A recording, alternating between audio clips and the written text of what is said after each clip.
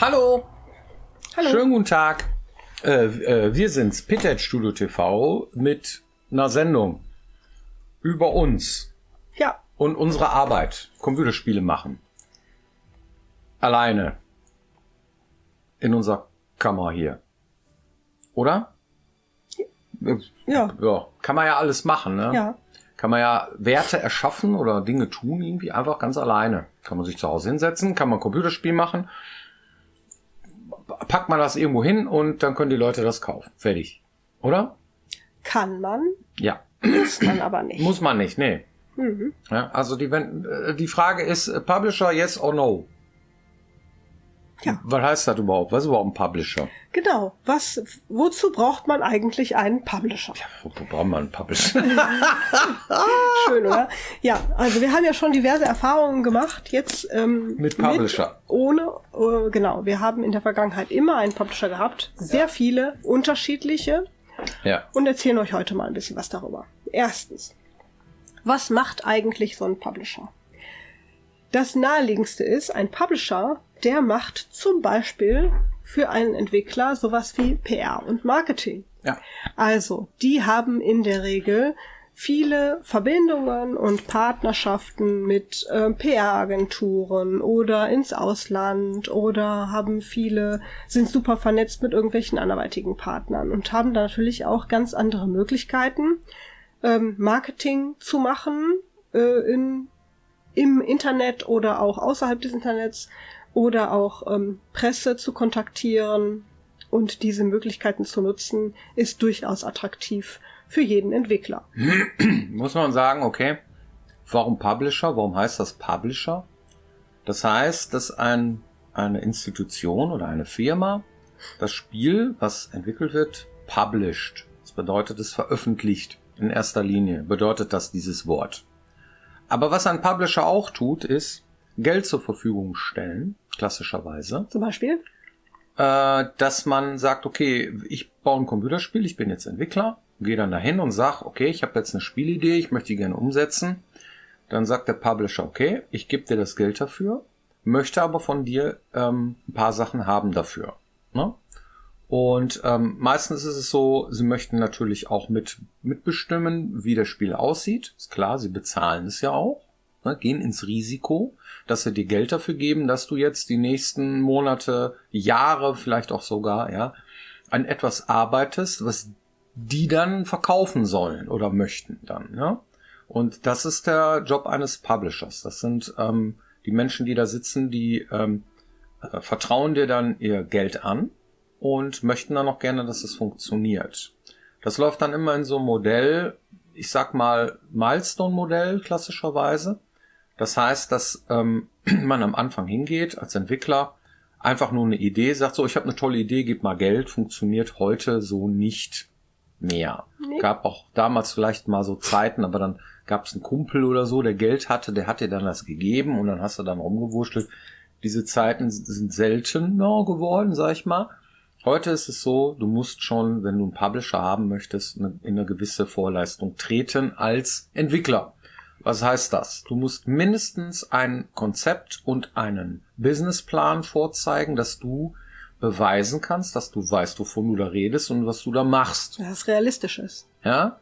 Dann schaut sich ein Publisher an, wer du bist und ob du schon mal ein Computerspiel gemacht hast, ob du überhaupt weißt, wovon du da redest. Dann guckt ein Publisher heutzutage auch sehr gerne mal, was hast du denn bisher erarbeitet? Zeig mir mal deinen Prototyp.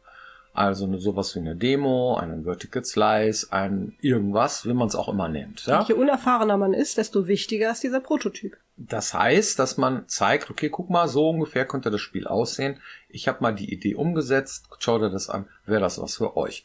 Und das sind so die wichtigsten Kriterien. Dann kommt dazu natürlich, im Businessplan steht, wie lange du brauchst, wie viel Geld du dafür brauchst, wie groß dein Team ist, wie die Marktanalyse ausfällt. Das heißt, wem möchtest du am Ende des Tages dieses Spiel verkaufen? Und ist das überhaupt realistisch, dass es genug Leute gibt, die das haben wollen?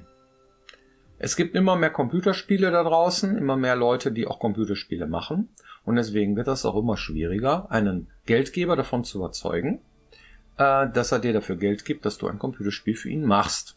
Kommt dazu, dass auch noch die Konjunktur momentan sehr schwierig ist. Das heißt, dass Publisher momentan, also in den letzten 2 Jahren so, öfter mal drüber nachdenken, wem geben sie jetzt ihr Geld. Ja, weil sind schon einige Sachen nicht rausgekommen, haben nicht funktioniert und an der Börse und den ganzen Krempel, ne, war es momentan nicht so rosig und so weiter. Deswegen ist das schwierig. So, ne, für einen Publisher zu sagen, okay, dem vertraue ich jetzt das Geld an. Da möchten die schon Sicherheiten haben mittlerweile. Ne, das ist schwieriger geworden.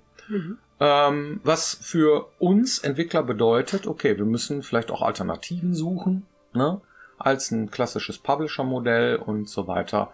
Aber das ist es ungefähr. Ja. Der dritte Baustein neben PR, Marketing und Finanzierung ist das Producing.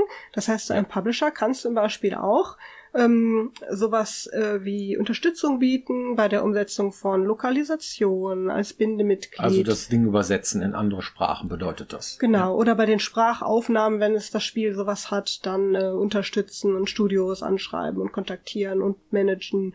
Bei der QA zum Beispiel Testteams organisieren und die dann das Spiel testen lassen und Feedback wieder zurückführen zu lassen und so weiter und so fort. Und zum Beispiel auch klassischerweise sich um die ganzen Retail-Bereich zu kümmern. Das heißt, wenn ein Spiel zum Beispiel auch im Laden erscheinen soll, diese ganzen Palettenplätze buchen bei Walmart und was weiß ich, Mediamarkt oder sonst wo.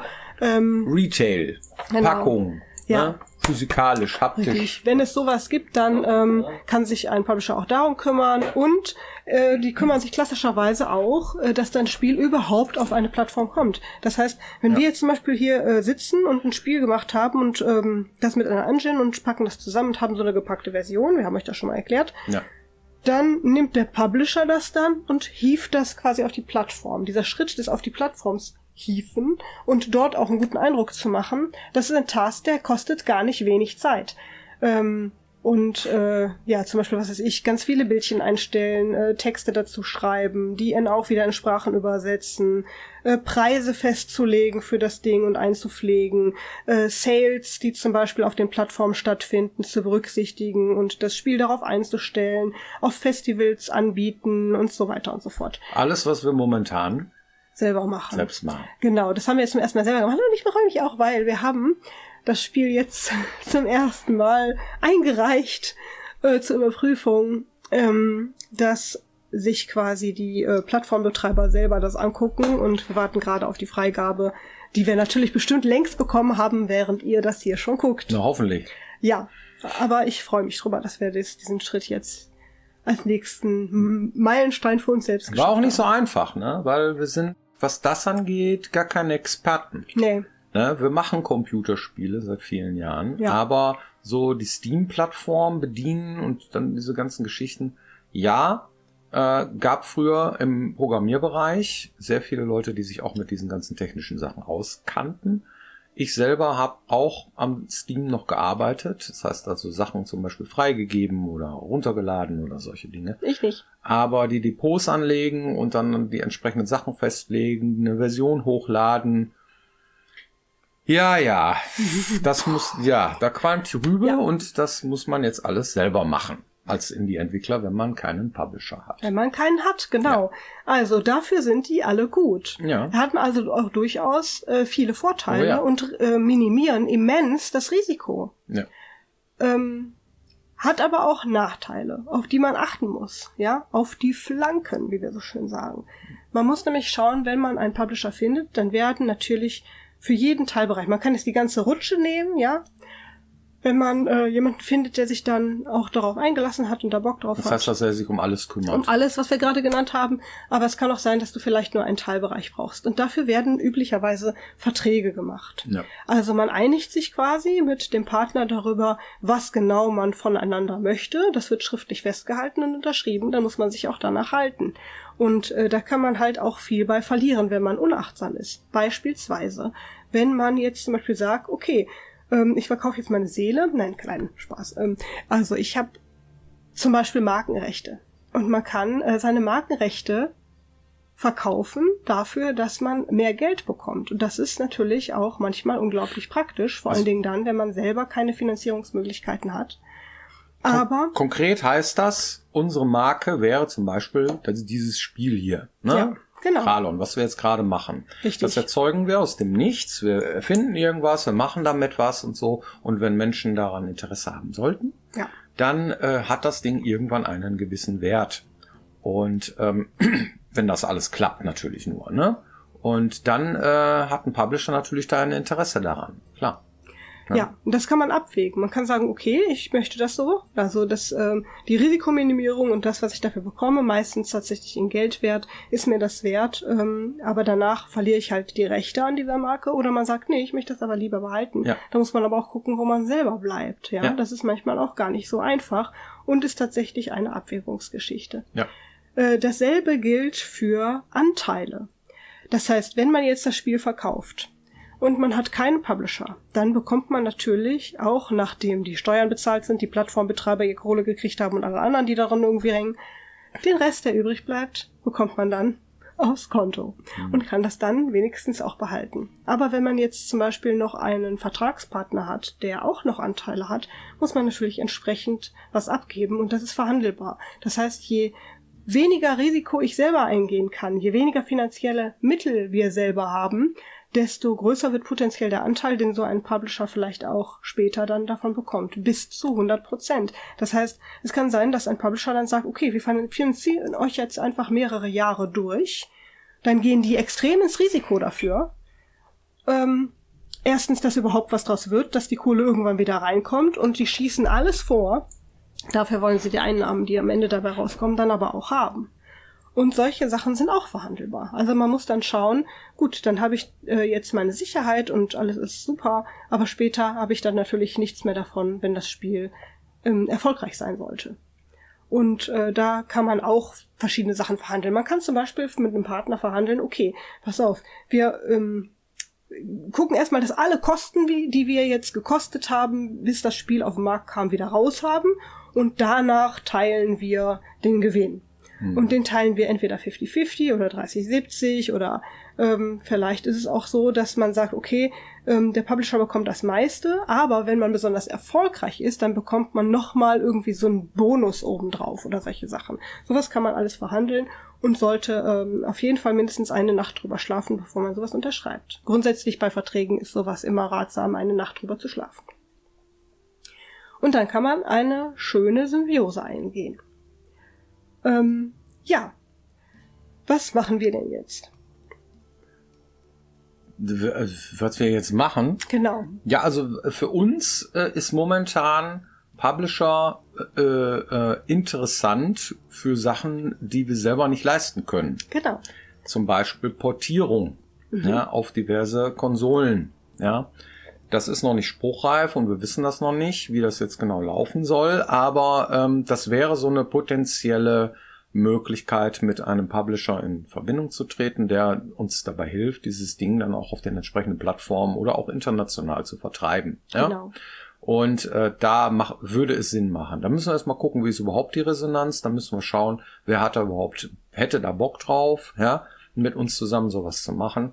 Und dann guckt man sich dann die Konditionen an, wie man das dann macht. Zum Beispiel so ein Teilbereich könnte man auch sagen, okay, pass auf, ne, PC-Bereich, Deutsch und so weiter macht er alleine. Aber wenn wir auf die Konsole gehen, könnte man dann anteilig sagen, okay, davon nehmen wir dann und so weiter. Das ist alles Verhandlungssache. Genau. Das kann man alles besprechen mit dem Publisher und das gilt dann auch abzuwägen, genau an der Stelle. Das wird uns erwarten. Solche Gespräche werden wir führen in Zukunft. Genau. Wann genau, wissen wir noch nicht. Das schauen wir dann. Richtig. Das heißt, was wir wollen, ist auf jeden Fall Indie bleiben. Ja. Und nicht sagen, okay, wir machen jetzt wieder zu 100% von irgendwem abhängig, weil das möchten wir aktuell nicht. Na. Wir möchten dann gerne auch unsere Spielemarke, die wir uns jetzt erarbeiten, erhalten. Ja, jedenfalls gucken wir mal. Wir werden im Laufe des Jahres bestimmt noch mit dem einen oder anderen sprechen und dann mal gucken, was da so bei rumkommt, uns umhören und dann eine Entscheidung fällen, die hoffentlich für alle Parteien cool ist und alle glücklich macht. Hast du eine Community-Frage? Ja, aber ich habe vorher noch eine Trophybox. Ja. Und zwar, ich fand das so süß. Oh ja. Ich fand das so süß. Ja. Und zwar gibt es eine Fanart Naja, sehr schön. zum Spiel. Ja. Ist das nicht cool? Ja. Also ich halte das mal hier so. Was da drauf zu sehen ist ein Typ, ja, der mit seiner Waffe durch irgendwo in dunklen Filden ist und hinter ihm ist ein Viech mit roten Augen. Genau, das ist Kalon Ja. und der ist irgendwo im Dungeon und duckt sich. Ja, sehr schön. Das ist ziemlich cool. Vielen Dank dafür. Das Ja. ist aus unserem Discord-Server von Faust Mirabell und darüber haben wir uns sehr gefreut. Deswegen bekommt es einen Platz Vielen in Dank. unseren Trophies. Ja. Jetzt aber eine Jetzt kommt die Community-Frage. Community-Frage, genau. Und zwar, die Frage lautet: Hat die Reaktion auf einen Trailer eigentlich mehr Einfluss auf die Entwicklung oder auf den nächsten Trailer? Hä? Boah! Also es ist so eine Ranking-Frage, ne? Was hat mehr Einfluss? Findest du? Ja, also es hat alles irgendwie immer Einfluss, ne? Alles Feedback. Das heißt, Reaktionen auf einen Trailer, hat es mehr Einfluss auf die Entwicklung oder auf den nächsten Trailer? Also das sind ja unterschiedliche Dinge. Also wenn man jetzt sagt, man zeigt einen Trailer und die sagen, zeig doch noch mal mehr von irgendwas, ja, dann hat das Einfluss auf den Trailer, auf den nächsten, dass man mehr zeigt. Verstehe. Aber wenn man jetzt sagt, okay, ja, aber das gefällt mir nicht, ich hätte gerne was anderes, ja, dann hätte das Einfluss aufs Spiel. So. Also beides. Also beides, ne? Also sowas wie, ich habe keine Ahnung, ich weiß es nicht. Aber was auf jeden Fall bei Feedback rumkam, als wir das rumgezeigt haben, war, dass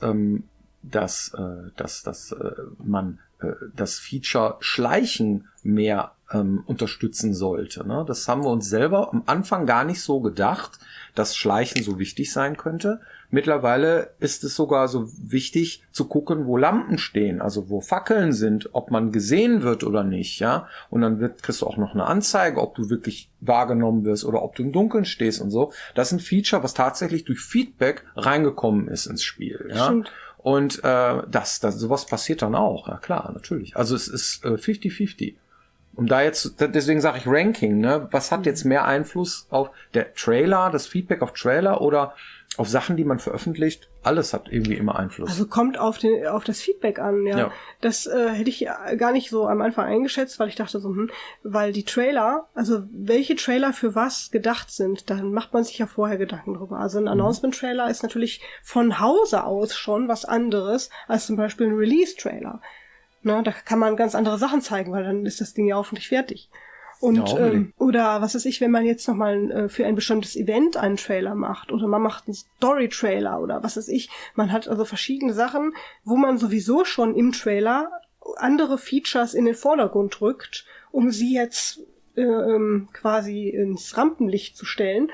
Und deswegen hatte ich gedacht, so ja, die Sachen, die sind ja schon designt im Kopf. Aber du hast natürlich recht, wenn unterschiedliche Sachen an der Stelle bemeckert werden oder bemerkt werden, dann hat das natürlich Einfluss auf beides. Alles hat Insofern, Einfluss. Wir kriegen auf jeden Fall super viel Feedback und vielen Dank dafür. Und das beeinflusst uns alles. Auf jeden Fall. Ja, cool. Dann vielen Dank für eure Aufmerksamkeit. Genau. Und wir sehen uns hoffentlich nächste Woche wieder hier, wenn es heißt Pitted Studio TV. Ja, Dankeschön. also, wenn ihr neue Fragen habt, gerne in die Kommentare. Dankeschön. Ja, Feedback ist cool. Ja. Momentan sieht's auch ganz gut aus, ne, was Feedback angeht. Ja, ich bin auch ganz happy. Konstruktiv ist immer gut. Ja. Dann kann man nämlich auch was damit anfangen. Ja.